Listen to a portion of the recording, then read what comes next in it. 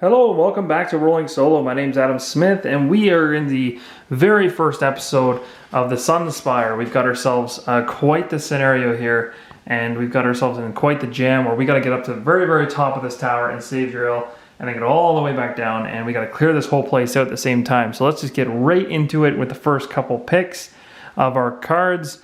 Strategy wise, in the back there, just so you guys are aware, we got 2 Sun Demons and we have 2 Vermling Scouts. That's pretty much what we're dealing with. So what I'm thinking of doing, being that the Vermling Scouts are fairly easy to kill off, is before we make our bolt for the stairs, I'm thinking we're going to take a pot shot at those Vermlings and see if we can get lucky enough to kill them off the hop. Now, I took one card into my Tinker's hand in the last upkeep video called Reviving Shock, and allows me to do an attack 2 at range 3 and target 2 different characters. I really like that card.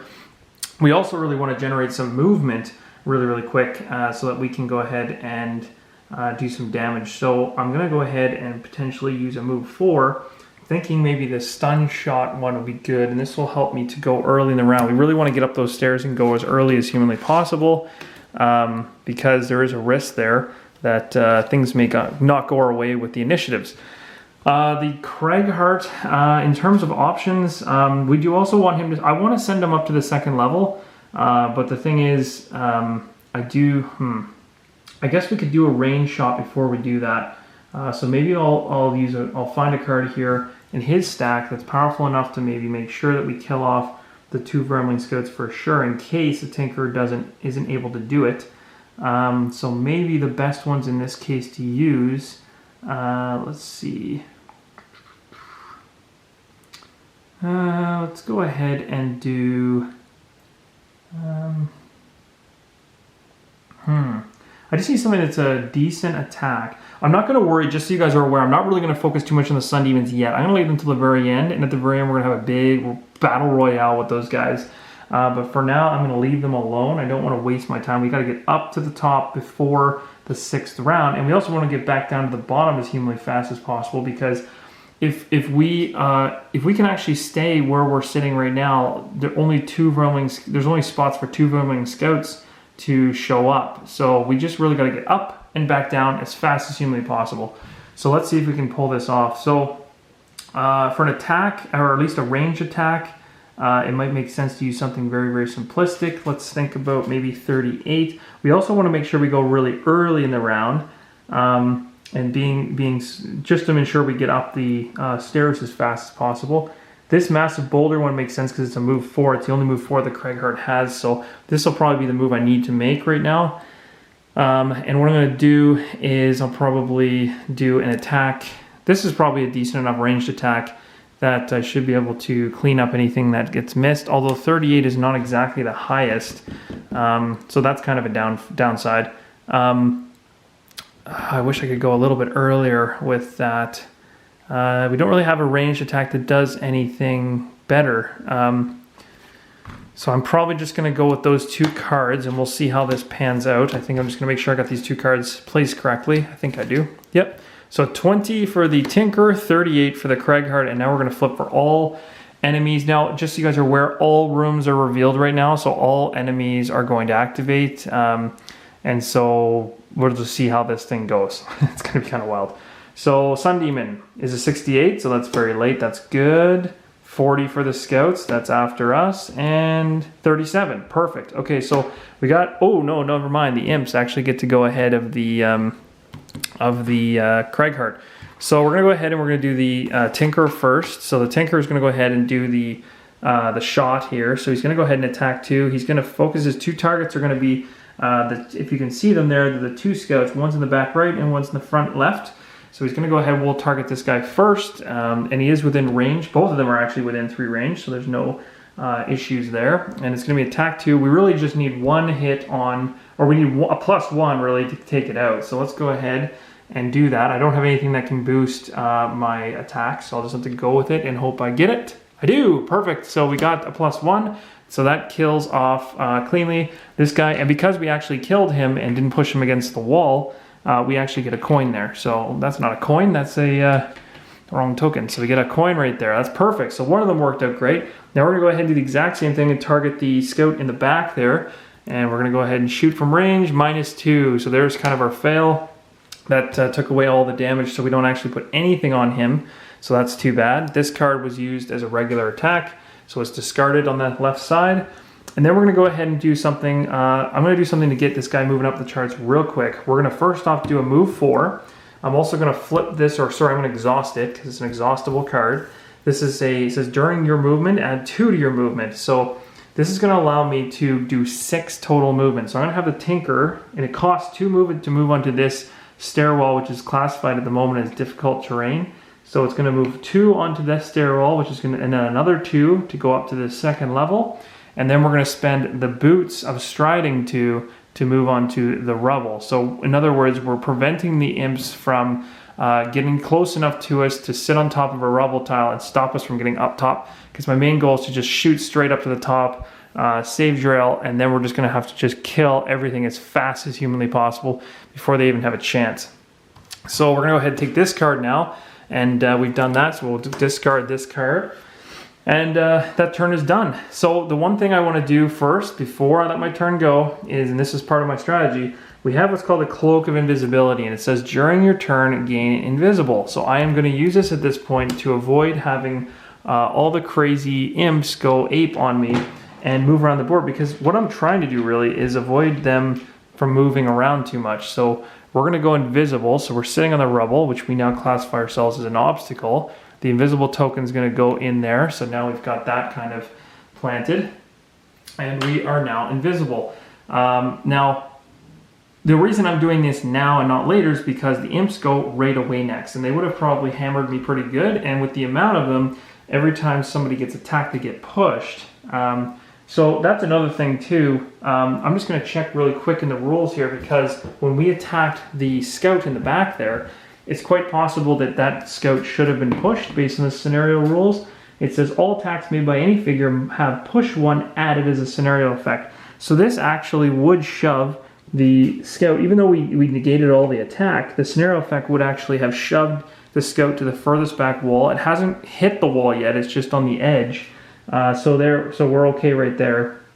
Now it does say in the rules, if a non-flying, non-character figure is pushing the wall, which is a scout like that, they die instantly and no coin is there. So now we at least know that he's there, but if we push him one more time, we can kill him. We can't do that with these sun demons because they have the flying trait. We can't shove them against the wall for an instant kill. So that's kind of nasty. Although, if we have, I think, let me see here.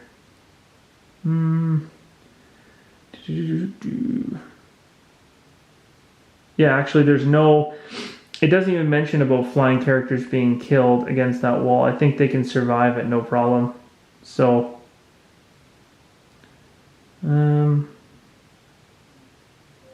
yeah, it only mentions in the rules if non-flying, non-character figures is pushed into the wall on the M tile, it dies instantly, no money's dropped. If a character is pushed into the wall like us, like the Cragheart or the Tinker, then we suffer trap damage. And then it says whenever a monster pushes a character or a character summon, push will always be close to the closest wall. That makes sense.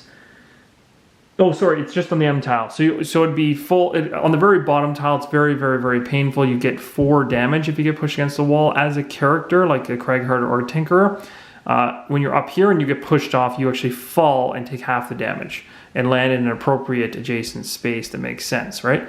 So we just take a lot of damage if we get bumped up against the wall, whereas the scouts would die if they go up against the wall with the amount of damage they take. These guys could get pushed, from what I'm understanding, if you... I don't know. It doesn't state that these guys can get hurt by pushing. So the scenario effect of push doesn't do it. Doesn't kill them or anything like that. There's nothing that states that if you used a card that said push, that you could actually get them to die either. I think the flying trait allows them to just negate it or not be hurt by it.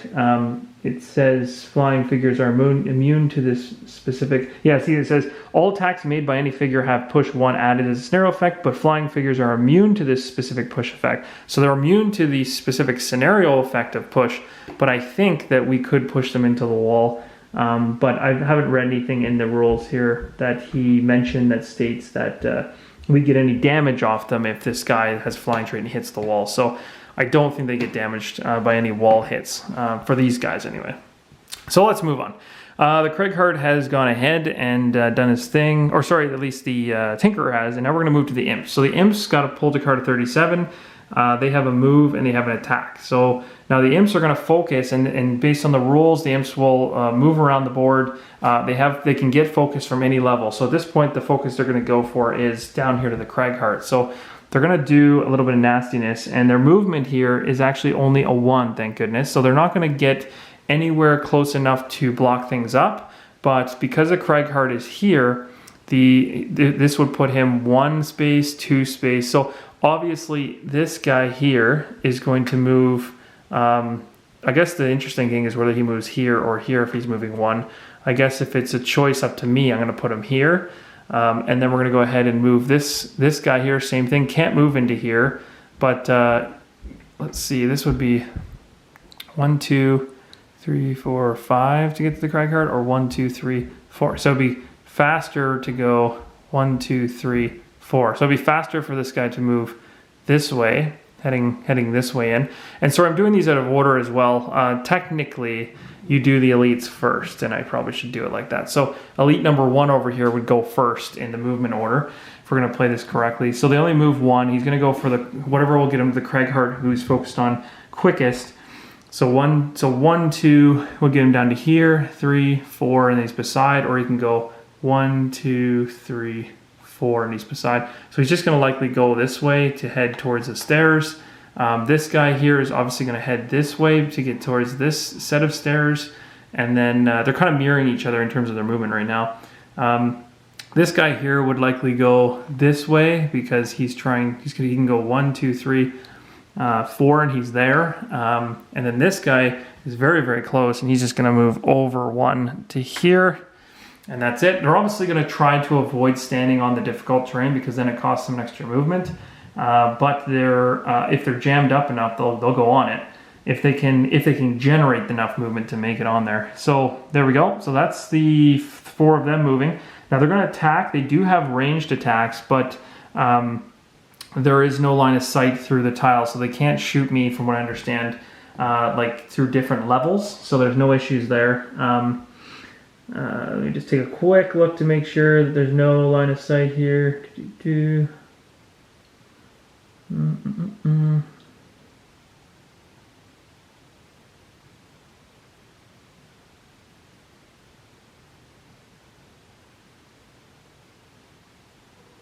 I don't see anything that here says, oh, here we go. Sorry guys, there is no line of sight between rooms, though focus can still be found. So we are playing this correctly. They can't use their attack, their turn is done.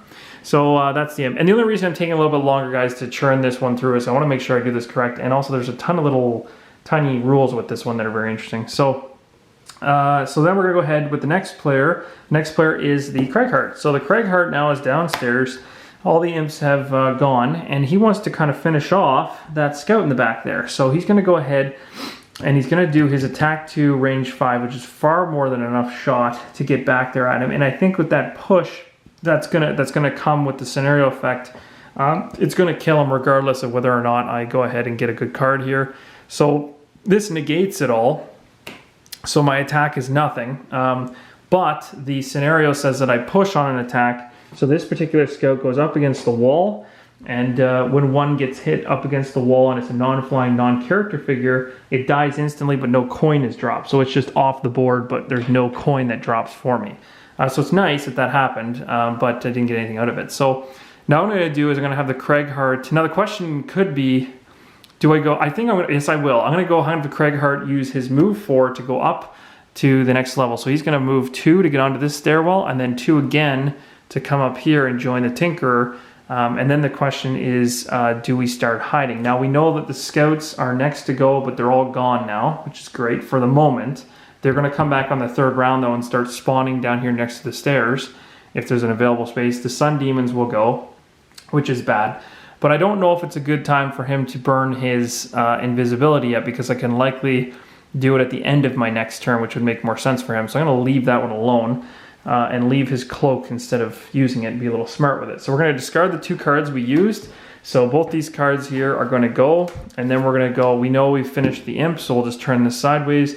We know we've gone ahead with the scouts, not necessarily because they're dead, And then we're going to go ahead with the Sun Demon. And the Sun Demon gets to move and attack. Now, what does a Sun Demon do? It has all kinds of crazy stuff. They're both not elite characters. So we're looking at the left-hand side. They have 9 damage. They move 2. And they don't have a buff or a plus for their movement. So they're just going to move 2. They're going to move towards the Cragheart, who is now up there. So they are going to probably head towards their nearest stairwell. Would make the most logical sense for these guys. So they're essentially just kind of crawling their way through. And I hope you guys can see that there as they get closer to the stairwell. And again, they have to be melee. So they have to be up close to me doing any attacks. So for now, this is okay. This is good. We have nothing to worry about in terms of damage just yet. So then they're also going to generate some of the sun, which I'm assuming is probably bad because they probably use that. So we've generated that as well, and then this is done. So that essentially wraps up the first round of the game. Now we haven't gotten any reshuffle tokens or any kind of shuffling mechanics to pull off in this video. We also don't need to short rest or do anything like that because we are fully loaded on cards. Our plan seems to be going well for the moment, and my plan next will be to get the Tinkerer to the top level, and we'll progress, and then we're just going to come downstairs and just go ape and just try to hammer these guys away before they even have a chance. And so at this point, we're not... Oh, we'll reduce the elemental strength. So the sun that did go up is going to drop down to the waning level at the end of this particular round. We're not short resting.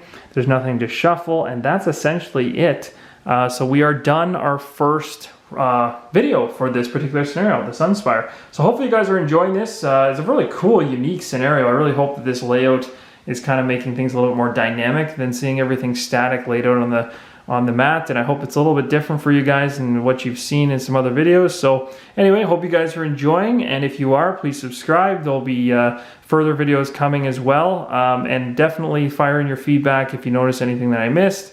I would love to hear from you, and if you're enjoying this scenario, please let me know as well, because I love hearing that people are following along and enjoying it. So until next time, guys, keep on rolling solo.